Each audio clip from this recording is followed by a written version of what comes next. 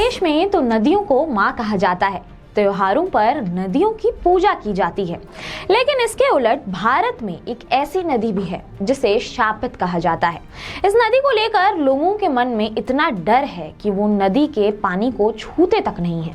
लोगों का मानना है कि नदी के पानी को छूना अशुभ है। क्यों है ऐसा, आइए जानते हैं। इस नदी का नाम कर्मनाशा नदी है। ये उत्तर प्रदेश में है। ये नदी उत्तर प्रदेश और बिहार में बहती है, लेकिन इसका ज़्यादातर हिस्सा यूपी में ही आता है। यूपी में ये सोनभद्र, चंदौली, वाराणसी और गाजीपुर में बहती है और बक्सर के पास पहुंचकर गंगा में मिल जाती है। नदी का नाम दो शब्दों में मिलकर बना हुआ है, कर्म और नाशा। अगर इसका शाब्दिक अर्थ निकाला जाए तो इसका अर्थ काम नष्ट करने वाली या बिगाड़ने वाली नदी है। लोग मानते हैं कि कर्मनाशा नदी का पानी छूने से काम बिगड़ जाते हैं। लोगों का मानना है कि इसके पानी को छू लेने से अच्छे कर्म भी खत्म हो जाते हैं।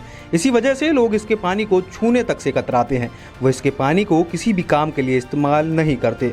कर्मनाशा नदी के शापित होने के पीछे एक पौराणिक कथा बताई जाती है।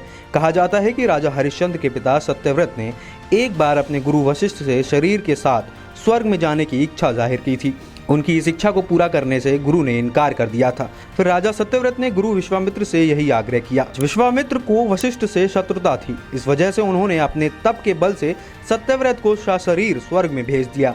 इसे देखकर इंद्रदेव को गुस्सा आ गया और उन्होंने राजा का सिर नीचे की ओर धरती पर भेज दिया। इसके बाद विश्वामित्र ने अपने ताप से राजा को स्वर्ग और धरती के बीच में रोक दिया और इसके बाद देवताओं से युद्ध किया।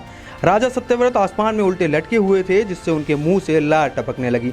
लार के गिरने से नदी बन गई। फिर गुरु वशिष्ठ ने राज सत्यव्रत को चंडाला होने का श्राप दे दिया। अब लोगों का मानना है कि लार से बनी नदी और राजा को मिले श्राप की वजह से ये नदी शापित है।